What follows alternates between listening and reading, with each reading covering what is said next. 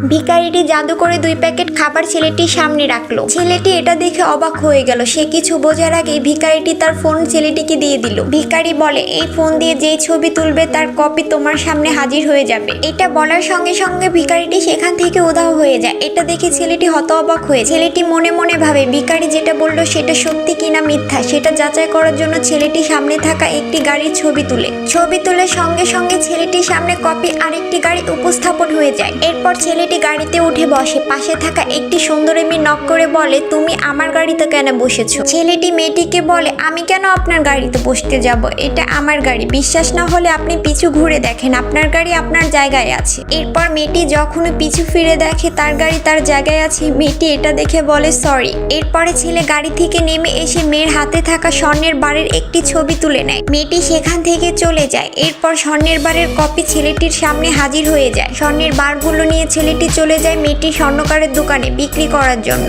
এরপর বিক্রি করে অনেকগুলো টাকা পায়। টাকাগুলো নিয়ে ছেলেটি বাড়ি ফিরে এসে সে টাকাগুলো রেখে বিছানা সঙ্গে সঙ্গে টাকাগুলোর একটি ছবি তুলে নেয়। আর কিছু সময়ের মধ্যে টাকাগুলো কপি হয়ে যায়।